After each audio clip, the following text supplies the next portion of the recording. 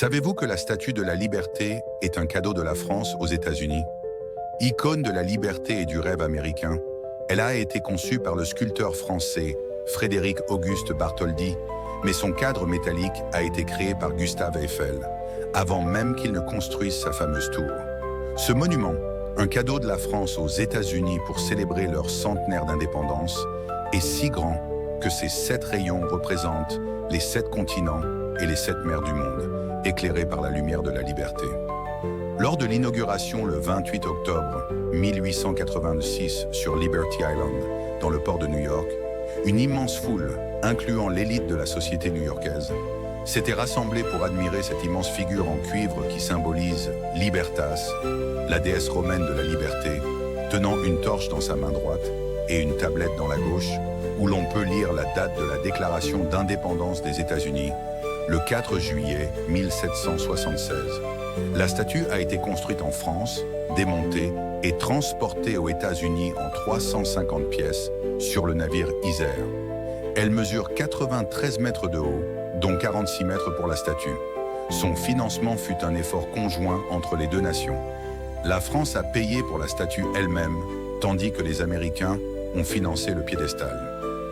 Edith Wharton et Mark Twain ont contribué à des campagnes de collecte de fonds, et le poète Emma Lazarus a écrit « Le nouveau colosse », dont les vers célèbres sont gravés sur une plaque au pied de la statue.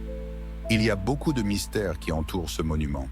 Par exemple, la statue a un accès restreint, mais sous son socle se trouve une salle secrète, la chambre de l'examen, où des visiteurs privilégiés peuvent voir la structure interne de la statue et lire des inscriptions originales.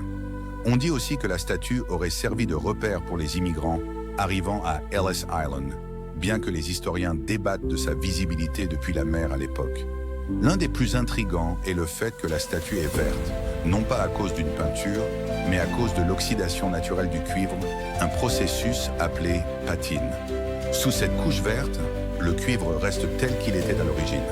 Il existe aussi des salles secrètes dans la statue, comme la couronne qui offre une vue spectaculaire sur la ville, mais qui n'est pas accessible au public depuis les attentats du 11 septembre 2001. La Statue de la Liberté n'est pas seulement un symbole de liberté et de bienvenue, c'est aussi un monument vivant, riche en histoire, en secrets et en signification pour des millions de personnes à travers le monde. Si cette histoire vous a fasciné, suivez-moi pour découvrir les mystères cachés des monuments les plus célèbres du monde.